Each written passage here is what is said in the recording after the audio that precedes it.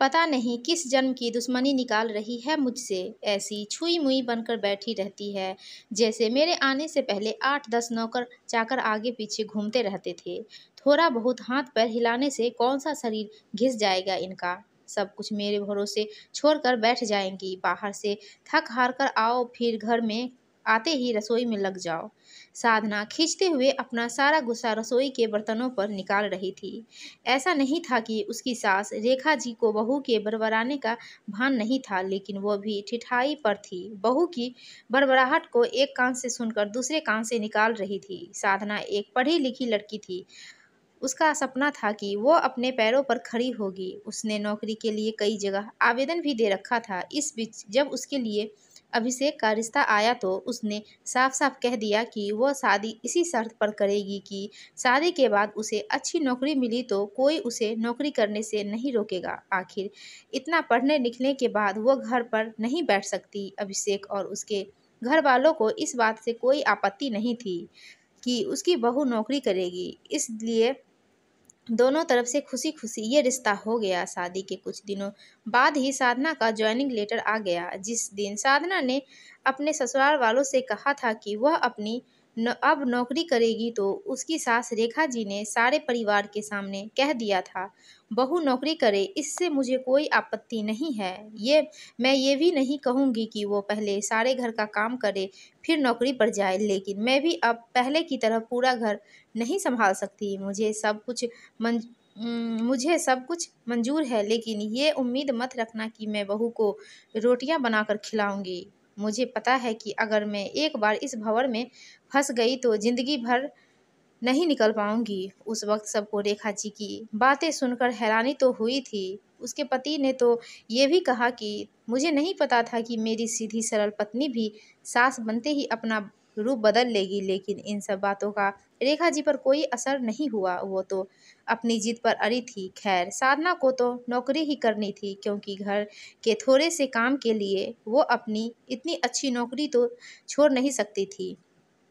वही उसके पति और ससुर जी ने भी नौकरी की इजाज़त दे दी थी, तो फिर कहाँ रुकने वाली थी। इस समस्या का ये हल निकाला गया कि घर के कामों के लिए एक काम वाली और खाना बनाने के लिए कुक रख ली गई। खाना बनाने वाली सुबह और शाम का खाना बनाकर चली जाती। साधना का काम था ऑफिस से आकर बस खाना परोसना। यूं ही दिन निकल रहे थे। साधना की शादी को 3 साल हो चुके थे। अब तो साधना और बाकी घर वालों को इस रूटीन की आदत हो गई थी, लेकिन मुश्किल तो तब होती थी जब कभी खाना बनाने वाली छुट्टी ले लेती थी। ऐसा ही कुछ इन 2 दिनों से हो रहा था, जिस कारण से साधना खिंची हुई थी। ऑफिस से आकर रोटियां बनाना उसे बहुत बड़ा बोझ लगता था। वैसे तो रेखा जी इन दिनों में सब्जियां काट कर बना देती थी, लेकिन बहू के ऑफिस से आने के बाद रसोई में झांकती भी नहीं थी। उस समय साधना को अपनी बैठी हुई सास बहुत चुभती थी। वो बड़बड़ाती रहती और रोटियां बनाती रहती। बाद में अपनी माँ से फ़ोन कर भर भर कर शिकायत करती, जिसके बाद उसे थोड़ा सा सुकून मिलता था। कुछ दिनों बाद साधना के भाई की शादी भी तय हो गई। साधना की होने वाली भाभी भी नौकरी पेशा थी। साधना की माँ ने सगाई के वक्त ही खुश होते हुए गर्व से कह दिया, भाई मैं तो और सासों की तरह नहीं हूँ जो बहू के आने पर हाथ धर कर बैठ जाओ। जब अभी तक पूरा घर संभाल रही थी तो अब क्यों नहीं। मेरी बहू तो मेरी तरफ से पूरी छूट रहेगी। जब एक माँ अपने बच्चे को रोटियां बनाकर खिला सकती है तो बहू को क्यों नहीं खिला सकती। बहू तुम निश्चिंत होकर नौकरी करना, रसोई मैं संभाल लूंगी। साधना की माँ के उच्च विचार सुनकर उसकी होने वाली भाभी का पूरा परिवार और खुद साधना भी गदगद हो गई। वाह माँ, आप कितने बड़े दिल की हैं। काश मेरी सास भी आपकी तरह होती, लेकिन मेरी किस्मत में ये सुख कहाँ। मेरी सास को तो बस हुक्म चलाना आता है। मुझे गर्व है कि मेरी माँ इतने खुले विचारों की है। अपनी चिड़चिड़ाहट निकालते हुए साधना बोली। कुछ दिनों में ही साधना के भाई की शादी हो गई और कुछ दिनों बाद ही साधना की भाभी ने अपनी नौकरी ज्वाइन कर ली। साधना की माँ भी अपनी बहू को हथेलियों पर रखती थी। सुबह उसका नाश्ता, टिफिन, फिर रात का खाना भी तैयार रखती थी। अपने हाथों से परोस सबको खाना खिलाती थी। उनकी बहू भी मम्मी जी करती हुई अपनी पसंद नापसंद बताती रहती थी, जिसे साधना की माँ बड़े चाव से पूरा करने में लगी रहती थी। खुशी-खुशी दिन बीत रहे थे, लेकिन ये प्रक्रिया धीरे-धीरे अब उदासीनता में बदल रही थी। साधना की भाभी को अब कुछ भी न करने की आदत पड़ गई थी। एक दिन जब साधना फ़ोन पर अपनी माँ से बात कर रही थी तो उसकी माँ बस रो पड़ी। बेटा, मैं इतना करती हूँ तेरी भाभी के लिए, फिर भी उसे मेरी कद्र नहीं। अरे मेरी दी हुई छूट पर मुझ पर ही भारी पड़ने लगी है। क्या हुआ माँ, आप ऐसे क्यों बोल रही है? आप तो भाभी का मुझसे भी ज़्यादा ध्यान रखती है कि क्या भाभी ने आपसे कुछ कहा है? साधना बेचैन होते हुए पूछने लगी।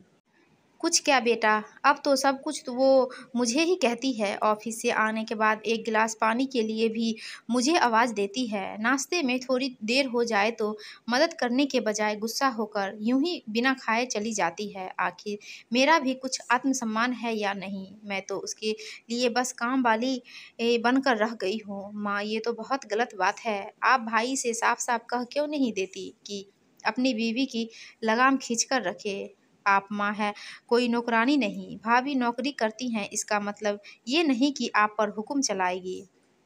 गरजते हुए साधना बोली, किस मुंह से कहूँ बेटा? पहले तो खुद मैंने ही आगे बढ़कर कुल्हाड़ी पर अपना पैर दे मारा, फिर शिकायत किससे करूँ? तेरे पापा ने तो कहा भी था कि बहू को ज़्यादा छूट दोगी तो बाद में पछताओगी, लेकिन मैं ही बड़ाई की भूखी थी जो अपनी बहू को सर पर चढ़ा लिया।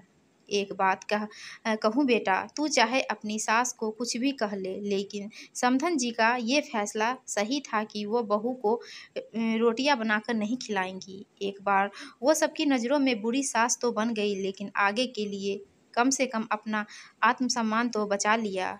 अब ना तो तू उन्हें कोई उत्ताना दे सकती है और ना ही कोई रिश्तेदार। काश मैंने भी शुरू से ही ये घर गृहस्थी की पूरी जिम्मेदारी अपने सिर पर लेने से इनकार कर दिया होता तो आज मेरा ये हालत न होता। माँ की बातें सुनकर साधना निशब्द हो गई। भारी मन से उसने फ़ोन रख दिया। बाहर हॉल में आकर देखा तो सास ससुर आराम से बैठकर बातें कर रहे थे। बातें करते करते उसकी सास अपने नाखूनों पर नेल पेंट लगा रही थी, जिसे देखकर ससुर जी उन्हें चिढ़ा रहे थे। अब बुढ़ापे में ये फैशन करके किसे दिखाओगी? मेरी तो नज़र भी कमज़ोर हो गई है, किसी को नहीं दिखानी मुझे। मैं तो अपनी खुशी के लिए लगाती हूँ। सारी उम्र तो घर गृहस्थी में उलझती रही। अब अवकाश का वक्त आया है तो अपने शौक तो पूरे कर लूँ। पता नहीं कब भगवान के घर से बुलावा आ जाए। साधना की सास मुस्कुराते हुए बोली। पता नहीं आज क्यों साधना अपनी सास की बातें सुनकर चिढ़ नहीं रही थी, बल्कि वो भी मुस्कुरा उठी। सही तो कह रही है मम्मी जी, एक गृहिणी को अपने लिए वक्त ही कब मिलता है। पहले अपने बच्चों को पाल पोस कर बड़ा करो, फिर कामकाजी बहू आ जाए तो उसे और उसके बच्चों को संभालो। काश मेरी माँ ने भी मेरी सास की तरह ही फैसला लिया होता।